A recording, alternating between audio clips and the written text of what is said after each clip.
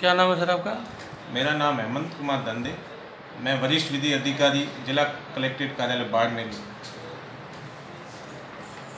की बात। ये लोकसभा के नामांकन दाखिल संबंध इसमें लोकसभा नामांकन दाखिल के मतलब के बारे में ये है कि कोई भी आम व्यक्ति भी लोकसभा के में मतलब अपना भाग लेना चाहता है तो उसके लिए भारत के संविधान में भी कुछ योग्यताएं दे रखी है। जैसे 25 साल उम्र होनी चाहिए, भारत का नागरिक होना चाहिए, ये तो जनरल सबको ही पता है।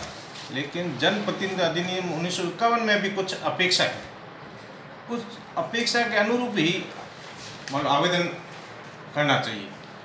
जैसे मैं उदाहरण के तुम धारा 8 में दोष सिद्धि के बारे में कि कोई भी व्यक्ति यदि न्यायालय द्वारा दोष सिद्ध घोषित किया गया, वह व्यक्ति 6 साल तक डिस्क्वालीफाई है।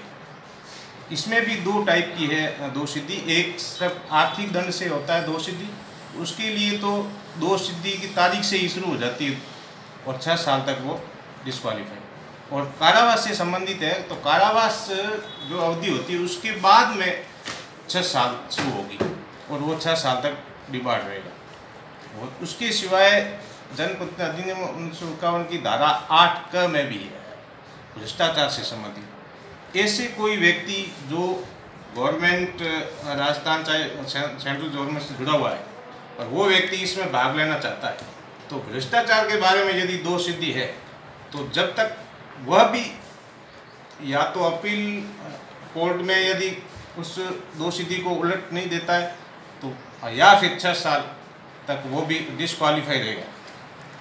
बात है आजकल पूरे हिंदुस्तान के अंदर देखा जा रहा है कि कोई भी गवर्नमेंट अधिकारी कर्मचारी वो भी अपना पार्टिसिपेट सुनने में आ रहा है कि करने जा रहे हैं ऑल इंडिया में भी। तो ऐसे लोगों के लिए भी हमारे जनप्रतिनिधि अधिनियम में एक धारा बनी हुई, यदि वह भ्रष्ट आचरण या राज्य के हित में नहीं है, मतलब ऐसा उनकी गतिविधियां हैं जो राज्य के हित में नहीं है, जिसको कहते हैं राज्य से अभक्ति, मतलब उस अपने स्टेट से प्रेम नहीं है, इन 2 आधार पर यदि वह पदच्युत किए गए तो ऐसे व्यक्तियों के बारे में जब तक मतलब 5 साल तक वो डिस्क्वालीफाई, उससे पहले यदि निर्वाचन आयोग से ये सर्टिफिकेट लेके आ जाते हैं कि इनको पदच्युत इन 2 आधारों पे किया गया है, ये गलत किया गया है और इसको एनओसी के रूप में वो प्रमाण पत्र हमारे समक्ष आवेदन में पेश कर देते हैं तो वो योग्य माना जाएगा। अन्यथा उसको प्रारंभिक स्तर पे हमारे जो रिटर्निंग ऑफिसर जो जिला निर्वाचन अधिकारी के द्वारा अधिकृत वो उसको खारिज भी कर सकते। दूसरी रही बात धारा 33 के अंदर और अन्य कई टाइप की अपेक्षाएं हैं। वैसे आजकल लोग सब शिक्षित हैं, योग्य हैं, वो अपने आप अपने उसी के अनुरूप आवेदन करें। 33 के अंदर बहुत सारी रिक्वायरमेंट वो भी हम यहाँ आवेदन में देखेंगे। ये सर नहीं, उसमें जो हमारे धारा 33 के अंदर जो अपेक्षाएं दी गई उसके अनुरूप नहीं होगा तो खारिज होगा।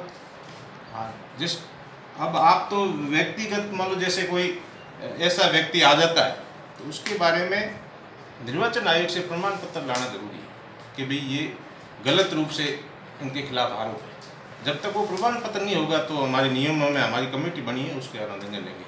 इसमें भी सर कमेटी मतलब जो फॉर्म चेक करते हैं ना तो उसमें हमारे नॉर्म्स है, रिटर्निंग अधिकारी ऑफिसर उनका मेन होगा, उसके साथ में और भी सदस्य होंगे तो वो निर्णय लेंगे भाई ये गलत है सही है। और उसके उपरांत भी कोई जैसे मान लो हमारे को बारीकी हमारे जिला निर्वाचन अधिकारी और रिटर्निंग अधिकारी के समझ में नहीं आता और ऐसा कोई उम्मीदवार आ जाता है तो वैसे धारा 58 के अंदर हाईकोर्ट में इलेक्शन के बाद में भी पावर है उसको शून्य घोषित करना या योग्य घोषित करना, वो रिट के द्वारा होता है, हाईकोर्ट को शक्तियाँ हैं। ठीक, तो इस आधार पे है मेन रूप से धारा 33 कोई भी आवेदन आम व्यक्ति भी जो भी आवेदन करना चाहता है लोकसभा में, मतलब क्योंकि ये एक लोकतंत्र है, इसमें कोई भी व्यक्ति भाग ले सकता है चाहे किस भी तारीख को भारत का नागरिक हो। लेकिन धारा 33 वो उनको पूरी मद्देनजर रखनी चाहिए। आजकल सारा ऑनलाइन कानून है, कोई भी आदमी देख सकता है और उसमें आवेदन कर सकता है।